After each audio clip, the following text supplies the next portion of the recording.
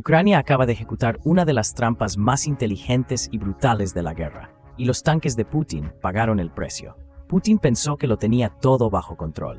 Lanzó 50.000 tropas a Kursk, incluidas 10.000 norcoreanas, convencido de que sería una victoria fácil.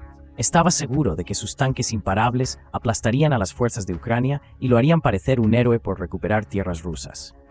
Alerta de spoiler. Eso no ocurrió. Ni siquiera cerca. En cambio, Ucrania detectó sus movimientos desde lejos, literalmente a kilómetros, y preparó una trampa tan devastadora que dejó campos cubiertos de carcasas calcinadas de tanques rusos. La poderosa contraofensiva de Rusia terminó siendo más bien un desastre total. ¿Cómo logró Ucrania esto y por qué Putin sigue cayendo en las mismas trampas? En este video desglosaremos cómo Ucrania volvió a burlar a Rusia, las enormes pérdidas sufridas por las fuerzas de Putin y lo que esto significa para Kursk en el futuro. Comencemos con la trampa. Durante gran parte de la contraofensiva de Kursk, Rusia ha intentado establecer un punto de apoyo en el lado este del río Snagros. El objetivo es claro: expulsar a Ucrania de su posición en Kursk al sofocar la ruta que los suministros toman hacia las tropas estacionadas en el norte de la región. Rusia ha tenido cierto éxito con este enfoque. RBC Ucrania informa que es probable que unidades ucranianas se hayan retirado de posiciones fortificadas en el bosque de Olivsky en Kursk, con esos soldados moviéndose hacia Mila Lokniar. También se retiraron de Darino, ubicado justo más allá del río Snagros. Pero Rusia quería más. Las fuerzas de Putin pretendían capturar cada asentamiento posible a lo largo del río, creando esencialmente una zona de amortiguamiento para impedir que las tropas ucranianas muevan suministros a través del norte de Kursk. Hasta ahora, Rusia ha fracasado en estos intentos. El río Snagros sirve como una barrera natural contra las fuerzas rusas, razón por la cual Ucrania decidió fortificarse a su alrededor. Al otro lado del río, soldados en posiciones elevadas podían ver a Rusia avanzar y atacar a las tropas en divisiones mecanizadas. Por lo tanto, Rusia se encontró prácticamente estancada alrededor del río Snagros. Putin, sabiamente, decidió cambiar su enfoque. En lugar de lanzar soldados contra las fortificaciones ucranianas alrededor del río, dedicó la mayoría de sus soldados a romper las líneas del frente desde el norte, en Tolsty Log. El objetivo seguía siendo el mismo: cortar las líneas de suministro ucranianas que atraviesan el norte del territorio reclamado en Kursk. Sin embargo, tomar Tolsty Log también significaba que Rusia podría llevar a cabo ataques aún más directos contra Novoivanavka, en la región este de Kursk. Esa es una posición clave para Ucrania. Putin intentó tomar el asentamiento al inicio de la contraofensiva en Kursk. Esos primeros intentos fracasaron. Ucrania logró resistir 5 oleadas de ataques rusos, infligiendo grandes bajas a Rusia en el proceso. Se estima que al menos 300 tropas rusas y norcoreanas murieron o resultaron heridas en los 5 asaltos anteriores al 11 de noviembre. Ucrania también logró destruir al menos 18 de las 29 piezas de equipo pesado que Putin desplegó en estas ofensivas, lo que ofreció una pista clara de que Ucrania estaba bien preparada para ejecutar la trampa que llevaría a cabo a principios de diciembre. De vuelta a los movimientos de diciembre. Putin sabía que tomar Tolsty Log le permitiría lanzar ataques sobre Novoivanavka desde 2 frentes, obligando a Ucrania a estirar sus fuerzas en la región. Así que comenzó el ataque inicial. Según Euromaidan Press, Rusia envió varios vehículos blindados de transporte de tropas, APCs, a un gran embalse en el norte de Tolsty Log. El objetivo era sortear el embalse, abriendo la puerta para que más fuerzas rusas inundaran la región y abrumaran a las fuerzas ucranianas. El problema para Putin fue que Rusia ya había intentado usar esta ruta antes, durante sus primeros intentos de retomar Novoivanavka. Ucrania sabía que lo intentaría de nuevo, por lo que estableció vigilancia constante en la región, utilizando drones con equipos de imágenes térmicas como sistema de alerta temprana en toda la región del embalse. Ese sistema se activó cuando Putin envió sus APCs y Ucrania se puso en acción. Al atacar a los vehículos rusos, Ucrania lanzó una andanada de misiles antitanque Javelin contra el convoy. El Javelin es un sistema de armas portátil con un alcance efectivo de aproximadamente 2.5 kilómetros. Los misiles están equipados con cabezas de guerra antitanque de alto explosivo, HED, capaces de penetrar acero blindado 6 veces el diámetro de la ojiva, lo que los hace perfectos para destruir maquinaria pesada. Los ucranianos utilizaron los Javelin con gran eficacia para eliminar tanques en su territorio durante la guerra, y este uso no fue diferente. En cuestión de minutos, los Javelin habían destruido los APCs rusos, dejando los vehículos humeando en el suelo. Los pocos soldados rusos que lograron escapar de los restos ardientes de sus vehículos intentaron esconderse en los árboles cercanos, pero Ucrania también estaba preparada para eso. Drones FPV, vista en primera persona, también estaban presentes alrededor del embalse.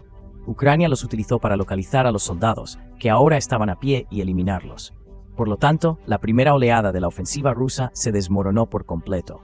Eso suena como una gran trampa, ¿verdad? Solo que esa no era la trampa antitanque de Ucrania.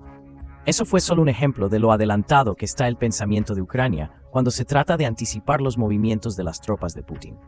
Ucrania también habría sabido que el propósito de este intento inicial de sortear el embalse cerca de Tolsty Log era menos sobre el éxito de Rusia y más sobre averiguar dónde estaban ubicadas las posiciones de fuego de Ucrania.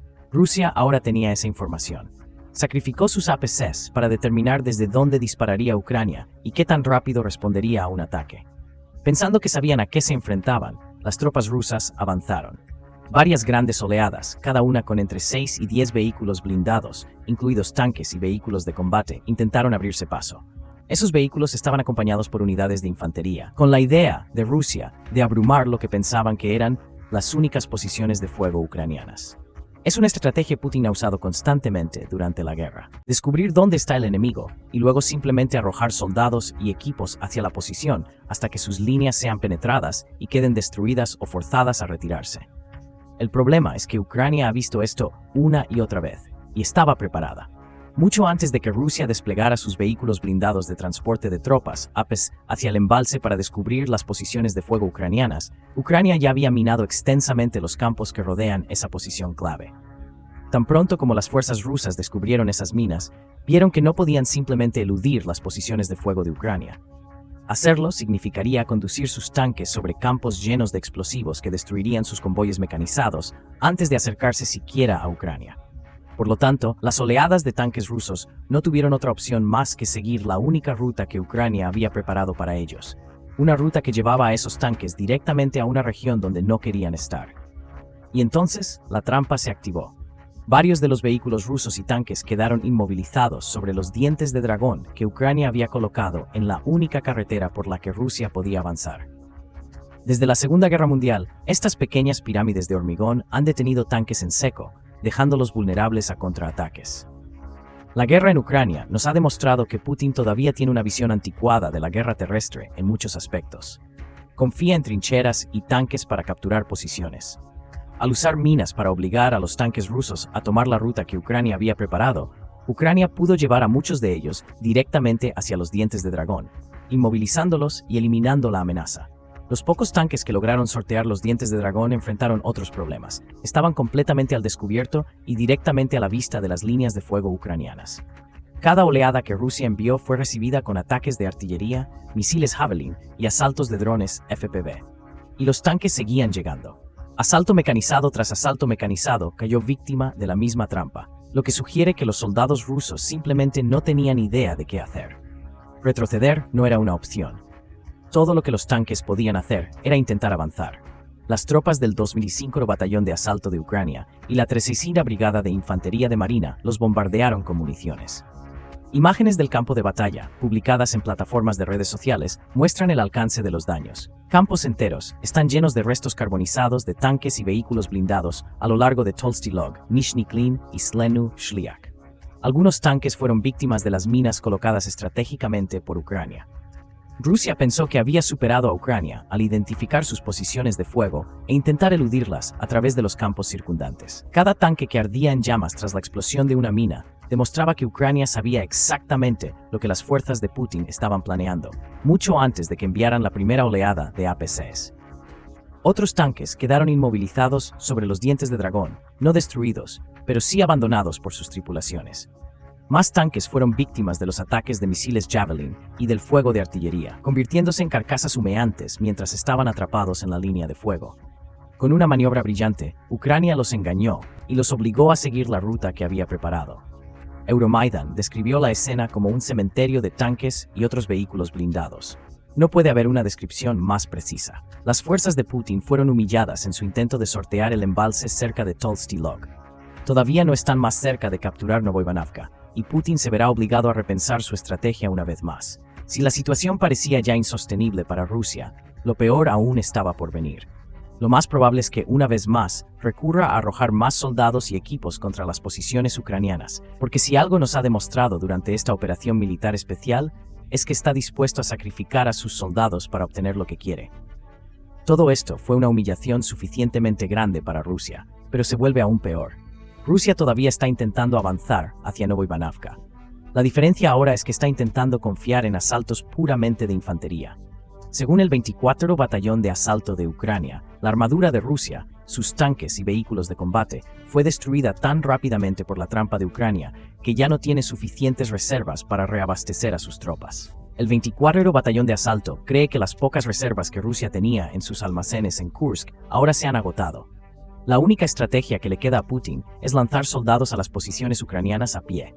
Eso no va a funcionar. Ucrania ya ha demostrado lo fácil que es eliminar a los soldados que escapan de sus vehículos en llamas usando drones FPV. Los soldados rusos que intentan avanzar a pie ahora no son más que blancos fáciles para una Ucrania que estaba más que preparada para las tácticas predecibles que Putin usaría para intentar capturar Novoivanavka. Al final de este desastre táctico, una pregunta inevitable surge entre los comandantes rusos. En este momento, Vladimir Putin y sus compinches están tratando de averiguar qué salió mal en Tulsi Log. Nosotros tenemos algunas respuestas. Le premier problème de la Russie était qu'elle avait complètement sous-estimé la force de l'Ukraine dans la région de Tolstilog.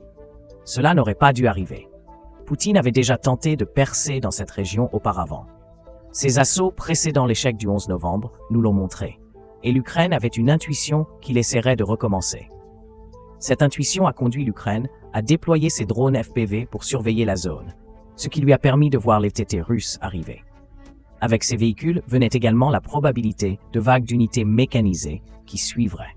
Pour une raison quelconque, Poutine semblait croire qu'il suffisait de répéter une stratégie déjà échouée quelques semaines plus tôt pour obtenir de meilleurs résultats.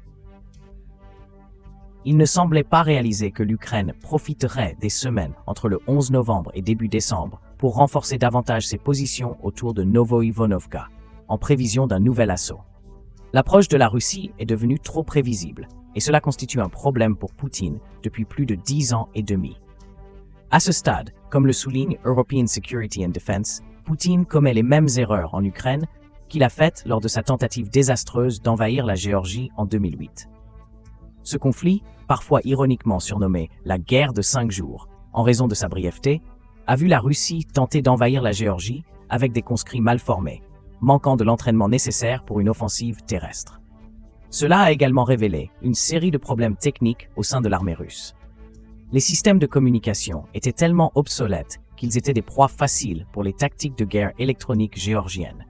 De plus, l'équipement militaire était en mauvais état, avec trop de matériel tombant en panne et devenant inutilisable pendant l'avancée de la Russie en Géorgie.